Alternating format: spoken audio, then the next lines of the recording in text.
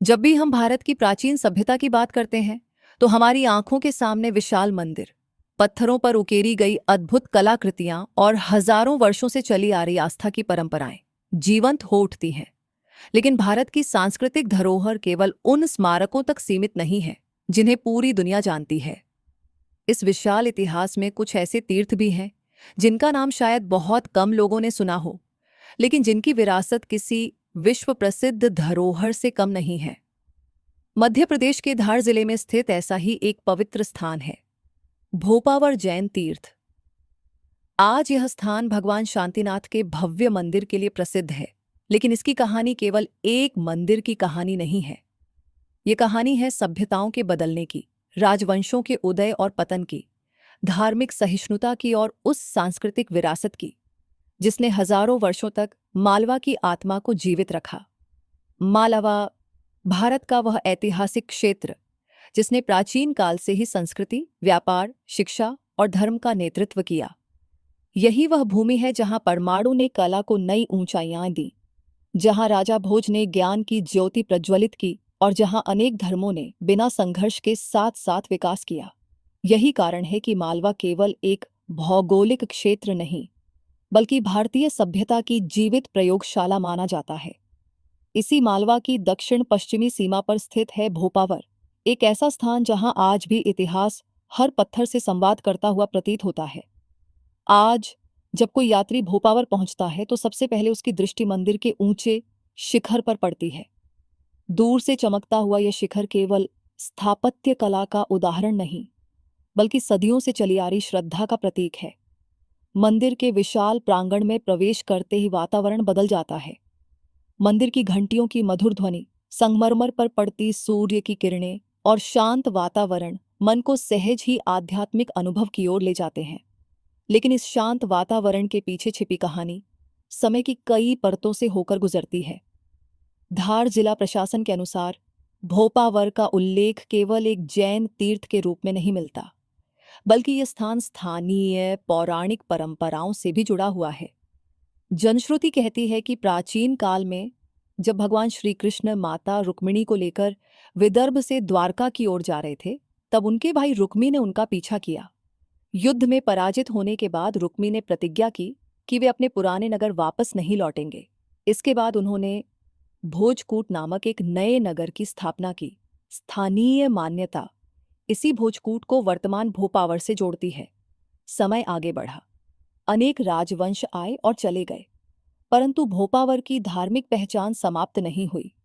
धीरे धीरे यह क्षेत्र जैन धर्म के महत्वपूर्ण केंद्र के रूप में विकसित होने लगा। मालवा प्राचीन काल से व्यापारिक मार्गों का केंद्र रहा था। व्यापारी समुदाय के साथ साथ जैन धर्म की अहिंसा, संयम और तपस्या की परंपरा भी इस क्षेत्र में गहराई से स्थापित होती चली गई। इसी सांस्कृतिक विकास के परिणाम स्वरूप भोपावर ने एक ऐसे तीर्थ का रूप धारण किया जो आने वाले समय में पूरे मध्य भारत के जैन समाज के लिए श्रद्धा का केंद्र बन गया। जैसे ही आप मंदिर के मुख्य द्वार के सामने खड़े होते हैं, उसकी भव्यता आपको अपनी ओर आकर्षित करती है। ऊंचा शिखर, संतुलित अनुपात, नक्काशीदार स्तंभ और शांत वातावरण पहली ही दृष्टि में यह एहसास करा देते हैं कि यह केवल पूजा का स्थान नहीं, बल्कि भारतीय स्थापत्य कला का एक जीवंत उदाहरण है। वर्तमान मंदिर का निर्माण आधुनिक काल में हुआ है, लेकिन इसकी डिजाइन भारतीय मंदिर परंपरा की शास्त्रीय शैली से प्रेरित है। कई विशेषज्ञों इसके बाहरी स्वरूप में गुजरात के सोमनाथ मंदिर की झलक देखते हैं, जबकि इसके भीतरी भाग की संगमरमर की नक्काशी राजस्थान के प्रसिद्ध दिलवाड़ा जैन मंदिरों की याद दिलाती है। ये समानता स्थापत्य शैली की है, न कि ऐतिहासिक निर्माण काल की। मंदिर के गर्भगृह में प्रवेश करते ही सामने भगवान शांतिनाथ, जैन धर्म के 16वें तीर्थंकर, की विशाल प्रतिमा दिखाई देती है। लगभग 12 फुट ऊंची खड्गासन मुद्रा में स्थापित यह प्रतिमा इस तीर्थ की सबसे बड़ी पहचान है। खड्गासन अर्थात पूर्ण स्थिरता और ध्यान की मुद्रा। ये केवल शरीर की स्थिरता नहीं, बल्कि मन, वचन और आत्मा की एकाग्रता का प्रतीक है। प्रतिमा के शांत मुखमंडल को देखकर ऐसा लगता है मानो समय स्वयं कुछ क्षणों के लिए थम गया हो। जैन दर्शन में तीर्थंकर किसी देवता के रूप में नहीं, बल्कि ऐसे महापुरुषों के रूप में पूजे जाते हैं जिन्होंने तप, संयम और आत्मज्ञान के माध्यम से मोक्ष का मार्ग दिखाया। भगवान शांतिनाथ का जीवन भी शांति, करुणा और अहिंसा का संदेश देता है। यही कारण है कि इस मंदिर में आने वाला प्रत्येक व्यक्ति केवल दर्शन ही नहीं करता, बल्कि भीतर की शांति का अनुभव भी करता है। भोपावर जैन तीर्थ की सबसे रोचक विशेषताओं में से एक इसकी प्राचीनता से जुड़ी परंपराएं हैं। स्थानीय जैन परंपरा के अनुसार वर्तमान मंदिर के नीचे अत्यंत प्राचीन मंदिर के अवशेष विद्यमान हैं।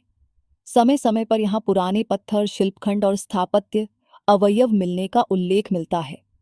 ये संकेत इस क्षेत्र की प्राचीन धार्मिक गतिविधियों की ओर इशारा करते हैं।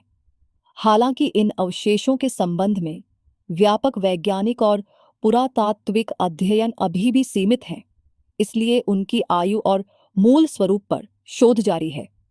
भोपावर की पहचान केवल जैन समाज तक सीमित नहीं रही। मालवा की सांस्कृतिक परंपरा हमेशा से विविध आस्थाओं का संगम रही है। स्थानीय भील समुदाय सहित आसपास के अनेक ग्रामीण भगवान शांतिनाथ को श्रद्धा के साथ काला बाबा या बामन देव के नाम से भी स्मरण करते हैं। यह परंपरा इस बात का प्रमाण है कि किसी तीर्थ की महत्ता केवल एक धर्म तक सीमित नहीं रहती, वह समय के साथ पूरे क्षेत्र की सांस्कृतिक चेतना का हिस्सा बन जाती है। लेकिन भोपावर की कहानी केवल मंदिर की दीवारों तक सीमित नहीं है। 19वीं शताब्दी में यही स्थान अंग्रेजी शासन के दौरान भोपावर एजेंसी का मुख्यालय बना। एक ओर मंदिर में प्रार्थना की घंटियां गूंजती थीं, तो दूसरी ओर इसी धरती पर औपनिवेशिक शासन के राजनीतिक निर्णय लिए जाते थे। यही विरोधाभास भोपावर को और भी विशिष्ट बनाता है। जहां धर्म, इतिहास और राजनीति ने एक ही भूमि पर अपनी अलग अलग छाप छोड़ी, आज जब नई पीढ़ी आधुनिकता की ओर तेजी से बढ़ रही है, तब भोपावर जैन तीर्थ हमें अपनी जड़ों की याद दिलाता है। यह हमें सिखाता है कि विकास का अर्थ अपनी विरासत को भूल जाना नहीं, बल्कि उसे समझते हुए भविष्य का निर्माण करना है। यह मंदिर केवल पत्थरों से बनी एक इमारत नहीं, बल्कि उन मूल्यों का प्रतीक है जो भारतीय सभ्यता को हजारों वर्षों से जीवित रखे हुए हैं: अहिंसा, संयम, सहिष्णुता और आत्मज्ञान। 19वीं शताब्दी भारत का इतिहास एक नए मोड़ पर खड़ा था। एक ओर अंग्रेजी ईस्ट इंडिया कंपनी अपना शासन विस्तार कर रही थी, तो दूसरी ओर भारत की रियासतें अपनी पहचान और स्वतंत्रता को बचाने के लिए संघर्ष कर रही थीं। मालवा भी इस परिवर्तन से अछूता नहीं रहा, और इसी दौर में भोपावर का नाम केवल एक धार्मिक तीर्थ नहीं, बल्कि ब्रिटिश भारत के एक महत्वपूर्ण प्रशासनिक केंद्र के रूप में उभरकर सामने आया। सन 1835 में अंग्रेजों ने पश्चिमी मालवा और आसपास की रियासतों के प्रशासन के लिए भोपावर एजेंसी की स्थापना की। इसका मुख्यालय भोपावर में बनाया गया। अमजेरा, अलीराजपुर, जाबुआ, कुक्षी और आसपास की कई रियासतों के राजनीतिक मामलों की निगरानी यहीं से की जाती थी। अंग्रेजों का पॉलिटिकल एजेंट यहीं बैठता था, और यही कार्यालय पूरे क्षेत्र की प्रशासनिक गतिविधियों का केंद्र बन गया। इस प्रकार भोपावर ने धार्मिक महत्व के साथ साथ औपनिवेशिक इतिहास में भी एक महत्वपूर्ण स्थान प्राप्त किया। लेकिन इतिहास केवल शासन की कहानी नहीं लिखता, वह संघर्ष की कहानी भी लिखता है। सन 1857 में जब भारत का प्रथम स्वतंत्रता संग्राम शुरू हुआ, तब मालवा की धरती पर भी विद्रोह की ज्वाला भड़क उठी। अमझेरा रियासत के वीर शासक राजा बख्तावर सिंह ने अंग्रेजी सत्ता को खुली चुनौती दी। उन्होंने स्वतंत्रता के लिए संघर्ष किया और अंग्रेजों के विरुद्ध विद्रोह का नेतृत्व किया। अंततः उन्हें बंदी बनाया गया और 1858 में फांसी दे दी गई। उनका बलिदान आज भी मालवा के इतिहास का स्वर्णिम अध्याय माना जाता है। भोपावर एजेंसी उस पूरे संघर्ष की साक्षी रही। समय आगे बढ़ता गया, अंग्रेजी शासन समाप्त हुआ, भारत स्वतंत्र हुआ, और भोपावर की पहचान फिर से अपने आध्यात्मिक स्वरूप की ओर लौटने लगी। जैन समाज ने इस पवित्र स्थल के संरक्षण और विकास का कार्य अपने हाथों में लिया।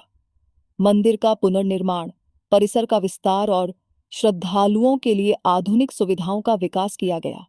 आज जो भव्य मंदिर हम देखते हैं, वह प्राचीन आस्था और आधुनिक संरक्षण का सुंदर संगम है। मंदिर के गर्भगृह में विराजमान भगवान शांतिनाथ की लगभग 12 फुट ऊंची प्रतिमा आज भी श्रद्धा का केंद्र है। प्रतिदिन यहाँ अभिषेक, पूजा, शांतिधारा और आरती होती है। भारत के विभिन्न राज्यों से जैन श्रद्धालु इस तीर्थ की यात्रा करते हैं। हर वर्ष पौष कृष्ण दशमी के अवसर पर यहाँ विशाल धार्मिक मेला आयोजित होता है। सुबह की मंगल आरती से लेकर अभिषेक, शांतिधारा, प्रवचन और धार्मिक अनुष्ठानों तक पूरा वातावरण भक्ति से भर उठता है।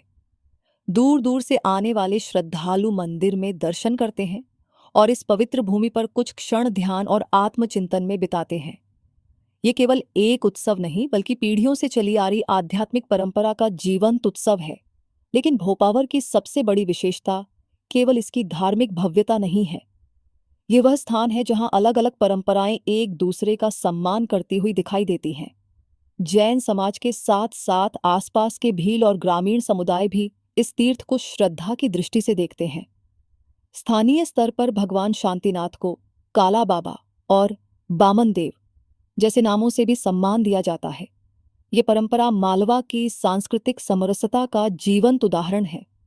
आज जब नई पीढ़ी मोबाइल स्क्रीन पर दुनिया देख रही है, तब भोपावर जैन तीर्थ हमें एक अलग संदेश देता है। ये कहता है कि आधुनिकता का अर्थ अपनी जड़ों को भूल जाना नहीं है। जिस समाज को अपनी विरासत का ज्ञान होता है, वही समाज भविष्य का निर्माण आत्मविश्वास के साथ कर सकता है। ये मंदिर हमें केवल धर्म नहीं सिखाता, ये धैर्य, अनुशासन, अहिंसा, आत्मसंयम और सांस्कृतिक चेतना का पाठ भी पढ़ाता है।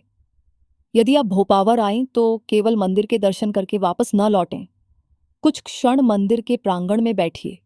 उन पत्थरों को देखिए जिन्होंने राजाओं का समय देखा, संतों की साधना देखी, अंग्रेजी शासन का द्वार देखा और स्वतंत्र भारत का उदय भी देखा। तब आपको महसूस होगा कि इतिहास केवल किताबों में नहीं मिलता, वह उन स्थानों पर जीवित रहता है जहां पीढ़ियां अपनी आस्था और संस्कृति को सहेज कर रखती हैं। भोपावर जैन तीर्थ, अमझेरा की ऐतिहासिक विरासत और मालवा की सांस्कृतिक आत्मा, ये तीनों मिलकर हमें एक ही संदेश देते हैं कि सभ्यताएं केवल इमारतों से नहीं बनती, बल्कि उन मूल्यों से बनती हैं जिन्हें लोग सदियों तक जीवित रखते हैं। यही कारण है कि भोपावर आज भी केवल एक तीर्थ नहीं, बल्कि भारतीय संस्कृति, इतिहास और आध्यात्मिक चेतना का एक अमूल्य धरोहर स्थल है।